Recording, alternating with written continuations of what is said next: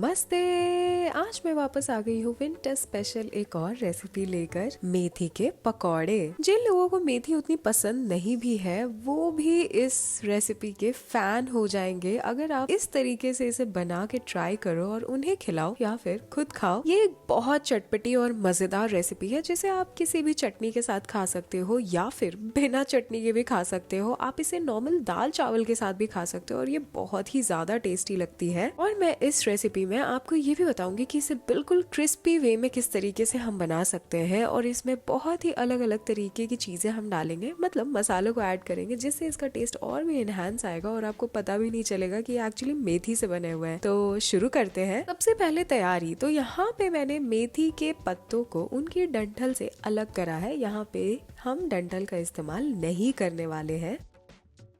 ये जो मेथी के डंठल होते हैं आपको इन्हें फेंकने की जरूरत नहीं है। आप इन्हें उबालकर रोटी में भी बना सकते हो आराम से, मतलब रोटी के आटे में लगाकर और उसके पराठे, रोटी जो भी आप बनाना चाहो वैसा आप बना सकते हो। ये चीज वेस्ट करने की जरूरत नहीं है। लेकिन इस पकौड़ों में तो हमें सिर्फ पत्ते चाहिए। जैसा कि आप यहाँ देख सकते हो मैंने यहाँ पे सारे पत्तों को अलग कर लिया है और अब मैं इन्हें करूंगी वॉश का जो प्रोसेस है वो ऑब्वियसली मैंने पहले भी बता रखा है। इस तरीके से आप एक बोल में इन्हें अच्छे से डुबा कर धोगे और फिर एक छन्नी पे डाल दोगे। ये प्रोसेस करना इसलिए इम्पोर्टेंट है, एक तो कि ऑब्वियसली सफाई हो जाए पत्तों की, इनमें काफी मिट्टी विट्टी होती है कई बार। और दूसरी चीज ये कि हमें थोड़े सूखे हुए पत्ते चाहिए, मतलब हमें नहीं चाहिए कि इसमें बहुत ज्यादा पानी हो। तो थोड़ी देर आप छन्नी पे जब इसे छोड़ दोगे तो आप देखोगे कि इसमें ज्यादा पानी नहीं है। आप जैसा कि यहाँ देख पाओगे कि मैं चॉपिंग कर रही हूँ तो आपको बिल्कुल भी चॉपिंग बोर्ड पे एक्स्ट्रा पानी नहीं नजर आ रहा होगा। तो इसे हमें थोड़ा बारीक कट कर लेना है, बहुत भी नहीं लेकिन मीडियम। आप जिस तरीके से देख रहे हो कि मैंने कट करा है यहाँ पे, उसी तरीके से आप आराम से इसे कट करना, हाथ मत कट कर लेना आप, वरना खून का टेस्ट तो बिल्कुल भी अच्छा नहीं लगने वाला पकौड़ों में। तो इस तरीके से हम इसे बिल्कुल बारीक बारीक कट कर लेंगे और उसके बाद इसे एक बोल में रखकर कर देंगे साइड। उसके बाद हम इसमें डालने वाले हैं धनिया की पत्तियां भी।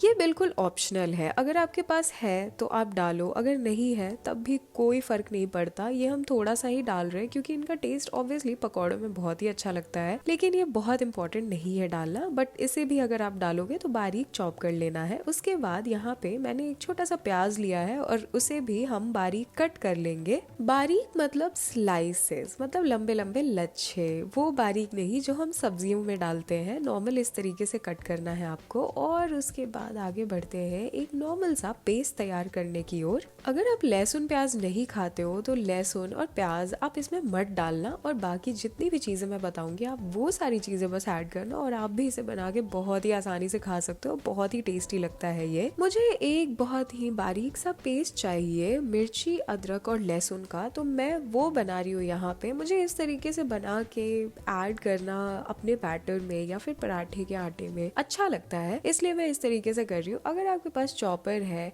या फिर आपके पास मिक्सर है आप उसका भी इस्तेमाल कर सकते हो। हमें एक बस बारीक टेक्सचर चाहिए इसका। जैसा कि आप यहाँ देख सकते हो मैंने अच्छी तरीके से इन्हें कूटा है और एक पेस्ट टाइप का बना लिया है लगभग। तो इसे रखते हैं साइड। और यहाँ पे मैं ले रही हूँ थोड़ा सा पोहा। ये नॉर्मल पोहा है जो हम यूजुअली पोहा बनाने में इस्तेमाल करते हैं और इसे मैंने थोड़ा सा गर्म पानी में सोक करा है। बहुत थोड़ा सा पानी मैंने ऐड करा है यहाँ पे। आपको बिल्कुल इसे अच्छे से सोक नहीं कर देना, बस हल्का सा पानी आप डालोगे ताकि ये फुलू फुलू गुलू गुलू हो जाए और इसमें एक्स्ट्रा पानी भी ना बचे। इस तरीके से आपको इसे भिगोना है और तब तक हम बाकी की सारी चीजें एक बोल में ऐड कर लेंगे। आप ऐसे बर्तन को लेना जिसमें आपको मिलाने में आसानी हो। तो मैंने यहाँ पे धनिया का पत्ता ऐड कर दिया है जो हमने चॉप करा था और उसके बाद मैंने यहाँ पे डाला है वो अदरक, मिर्च और लहसुन का पेस्ट। काफी अच्छा फ्लेवर लेकर आएगा। और यहाँ पे मैंने अच्छे से दरदरा कूटा है धनिया के बीज को। ये बहुत इंपॉर्टेंट है। आप धनिया पाउडर भी ऐड कर सकते हो अगर आपका मेहनत करने का मन नहीं हो तब ठीक है, लेकिन इस तरीके से दरदरा कूट कर कभी डालकर आप एक फ्लेवर एनहांसर ऐड कर रहे हो अपने मेथी के पकौड़ों में तो ट्राई जरूर करना।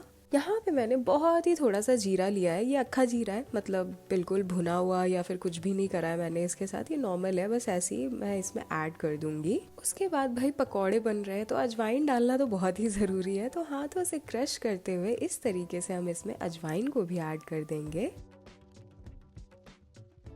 और अब बारी है सौंफ की। आप ध्यान से देख लो, ये बारीक वाली सौंफ है। अगर आपको जीरा लग रहा हो तो आपकी आंखें खराब हो गई हैं, प्लीज चेकअप करा लो। लेकिन ये सौंफ है, मैं आपको क्लियरली बता दूं, बहुत थोड़ा सा ऐड करा है मैंने। और यहाँ पे मैं सफेद तिल को भी ऐड कर रही हूँ, इससे भी बहुत ही बढ़िया टेस्ट आता है। और विंटर्स में तो सफेद तिल खाना ही चाहिए। अब बारी है जो पोहे हमने भिगाए थे ना, उसे ऐड करने की। तो यहाँ पे मैंने उसे हाथों से हल्का सा निचोड़ने की कोशिश की। वैसे मैंने पानी ऐड करा ही नहीं था ज्यादा, तो उसमें से पानी निकला ही नहीं। लेकिन अगर आप एक्स्ट्रा डाल दो तो प्लीज उसे आप छान कर ऐड करना। इसमें ज्यादा पानी नहीं होना चाहिए, इस बात का बहुत ध्यान रखोगे। और हम यहाँ पे बारीक कटे हुए अपने प्याज को भी ऐड कर देंगे। और इनकी बाइंडिंग करने के लिए पोहे तो हमने डाले हैं, लेकिन बेसन का भी ऐड होना जरूरी है। थोड़ा अभी सारी चीजें पानी छोड़ने वाली हैं, तो कुछ चीजें हम ऐड करेंगे इनकी बाइंडिंग के लिए। और बेसन के बाद मैं कुछ मसाले ऐड कर रही हूँ यहाँ पे। थोड़ी थोड़ी क्वांटिटी में आपको मसालों को भी ऐड करना है। नमक भी इसी वक्त हम डाल देंगे, ताकि सारी चीजें जितना भी पानी छोड़ना चाहती हैं वो इसी वक्त छोड़ दे। और इन सारी चीज़ों के बाद हम इसमें चावल का आटा ऐड करेंगे।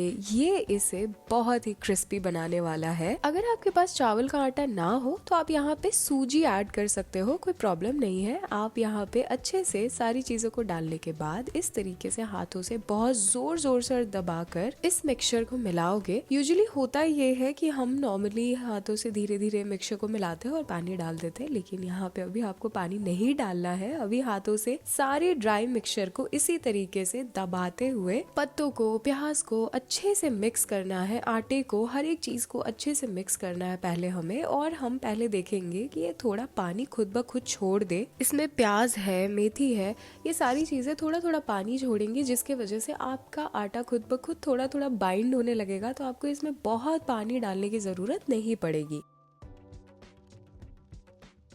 अगर आपने इसमें पहले ही ऐड करना शुरू कर दिया पानी को, तो प्रॉब्लम ये होगी कि बाद में आपको अंदाजा नहीं मिलेगा और ये बैटर बहुत ही ज्यादा गीला हो जाएगा, जो कि हम नहीं चाहते। क्योंकि इसे क्रिस्पी बनाने के लिए हम एक शेप देने वाले हैं, और शेप के लिए थोड़ा सा इसका सख्त होना जरूरी है। तो यहाँ पे मैं बहुत ही चुल्लू भर पानी ऐड कर रही हूँ, जैसा कि आपको दिख रहा होगा। और एक बार मैंने पानी ऐड करा और ये पूरा का पूरा डो जैसा टेक्सचर आने लग गया इस आटे में। और बिल्कुल यही टेक्सचर मुझे चाहिए। मतलब मैं अगर चाहूँ तो इसे एक शेप दे सकूँ अपने हाथों से, जिसके लिए इसका टेक्सचर डो जैसा होना, मतलब आटे जैसा होना जरूरी है। तो आप यहाँ देख सकते हो ये बिल्कुल अच्छे से मिक्स हो चुका है। और मैं जब हाथों से इस तरीके से इसे एक गोलाकार दे रही हूँ, नॉर्मल कोई भी टेढ़ा मेढ़ा आकार दे रही हूँ, तो ये बिल्कुल अच्छे से साथ में रह रहा है, बिखर नहीं रहा है ये। तो अब हम तुरंत पकौड़ों की तैयारी करने वाले हैं। तो सबसे पहले तो आप तेल गरम होने के लिए रख दो और सेटअप लगा लो। मतलब साइड में एक छन्नी भी लगा लेना, जिसके नीचे एक प्लेट रखी हो, ताकि एक्स्ट्रा जो भी ऑयल ये सोक करे वो नीचे ड्रेन हो जाए। वैसे ये बहुत तेल नहीं सोखती है। इस तरीके से छन्नी पे इन पकौड़ों को तलने के बाद रखने से उसमें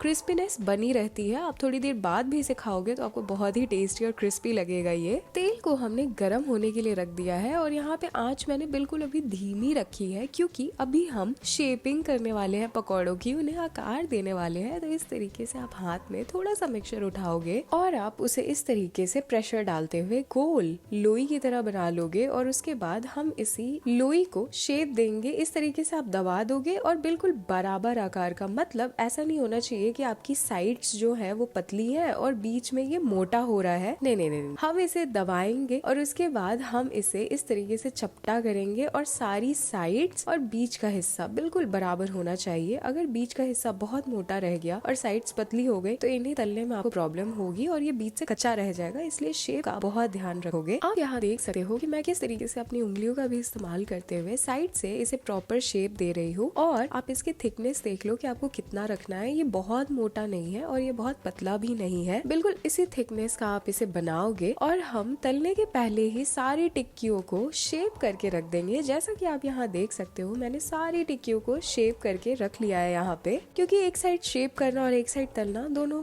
थोड़ा हेक्टिक हो जाता है अगर आप अकेले कर रहे हो, तो इसलिए आप पहले शेप कर लोगे। और अब चलते हैं इन्हें तुरंत तलने की ओर। तो तेल बिल्कुल गर्म हो गया है। अब मैंने आंच को मध्यम कर दिया है। तेल को बस गर्म करने के लिए स्टार्टिंग में हमने आंच को बहुत ही धीमा रखा था, लेकिन जैसे ही आप इसमें पकौड़ों को ऐड करोगे आपको आंच को मध्यम कर देना है। हमें दोनों साइड से इन्हें अच्छे तरीके से सेकना है। तो हम इन्हें बिल्कुल छेड़ेंगे नहीं शुरू में, अच्छे से आप इसे तेल में आराम से स्विमिंग करने दो।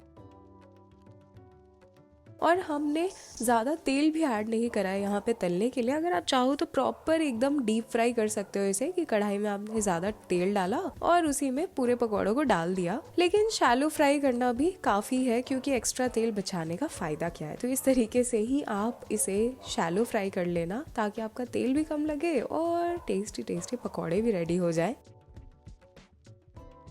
जब आपको एक साइड पे ना हल्के हल्के ब्राउन स्पॉट्स कॉर्नर में नजर आने लगे, मतलब किनारों पे आपको नजर आने लगे कि ये भूरा भूरा हो रहा है, मतलब भूरे रंग का हो रहा है थोड़ा, तब हम इसे पलटेंगे। तब नीचे से अच्छे से ये सिक गया है इसका मतलब है।